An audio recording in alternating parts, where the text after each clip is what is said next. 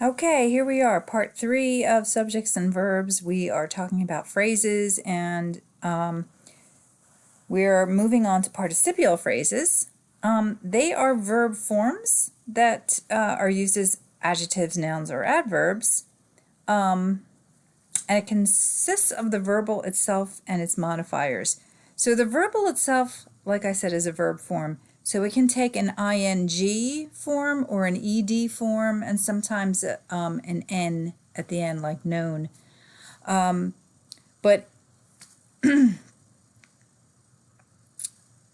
understand, though, that ing words usually sound like a verb, right? So if I say looking, it sounds like something I'm doing, right? Only if I say I am looking, where there's a helping verb involved, then you have a main verb. If I say looking at his watch, comma, the police officer wanted to make sure he got there on time, right? So looking at his watch is a verb, it's a verbal, or it's a phrase, it's a participial phrase, an ing, starting with an ing word, that modifies the police officer.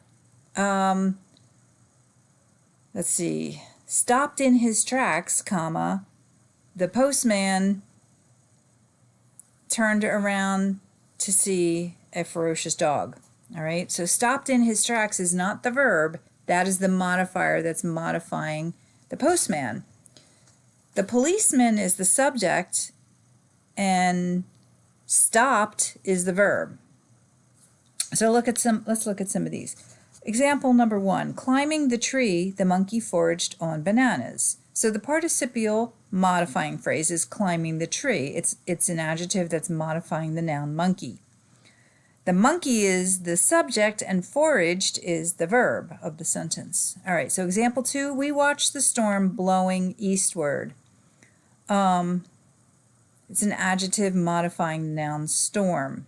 Which storm? The one blowing eastward. All right, the exam scheduled for Thursday on Blackboard is postponed. The participial phrase and its modifiers, scheduled for Thursday. Which exam? The one scheduled for Thursday. It's an adjective. Okay. So in these, you're going to identify the participial phrases and then look at the next slide for the key. I don't know what happened there. Okay.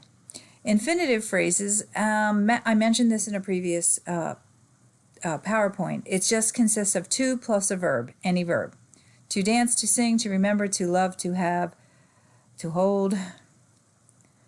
So infinitives are never the main verb of a sentence. They can be used as nouns, adjectives, or adverbs. There are some infinitives that are called bare infinitives, and we'll get to that in a second. So to is human. To is the subject of the sentence. So it's to plus the verb means to make an error. And it's used as the subject, the noun. His dream is to travel. To travel is, again, to plus a verb. It's a subject complement identifying the subject dream. So again, it's being used as a noun. The candidate to believe is Smith. In this case, which candidate? The one to believe. So it's modifying the noun candidate. So it's acting as an adjective. Grandmama's coming to visit. To visit modifies the verb is coming. All right, Loretta was slow to answer the question. So this infinitive phrase, to answer the question, is modifying was slow. So it's acting as an adverb because was slow was a verb. Okay, I think we have some exercises here to pick out the infinitive phrases, and then the one after that is the key. So here we have gerunds and gerund phrases, and all gerunds are, they act as nouns. They're not really modifiers. So The thing to remember is they're usually ing words, but they act as a noun. And that noun is naming an activity. It is not an action itself. If I say, I am reading, that's an action. That's something I'm doing. But if I say reading will improve your vocabulary, what I'm saying is reading is an activity. It's a noun. It's a concept. Notice that's being used as the subject of the sentence here. Okay, one popular Olympic sport is swimming. Okay, swimming is the subject complement, right? It's renaming the sport as swimming, linked by the linking verb is. This is a little tough because sometimes is can be a helping verb, right? If I say Ryan is swimming, then that's something he's actually doing, so be careful. We both enjoy cooking together. Cooking is the direct object of enjoy, so it's acting as a gerund or a noun. After studying, I like to relax. Studying is the object of the preposition after, so again, it's a gerund. The main subject and verb is I like. Here's some gerund phrases. The sudden shattering of the glass broke the silence. So this entire, all this in pink here is a gerund phrase with the root gerund shattering here. The sudden shattering, right? So that's an adjective. Of the glass is a prepositional phrase that's telling us more about the shattering. And then, so that's the subject. Broke is the verb. It's verb. One of my summer chores is mowing the lawn. In this case, mowing is a subject complement, renaming the chore, mowing, and linked by the linking verb is. She enjoys hiking in the mountains occasionally. It's a direct object. All right, so we'll, again, I don't want to go too far here. Okay, find the gerund and the gerund phrases, and then you can check them. All right, let's go back to, all right, let's go back to this. So now that we know all the parts of the sentences,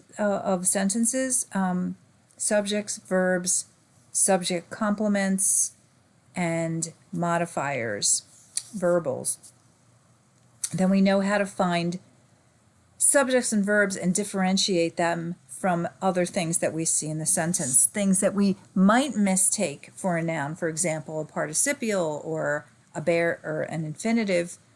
In any case, so we're looking for the subjects and verbs here. My brother loves to water ski on the Chesapeake. So my brother is the subject, right?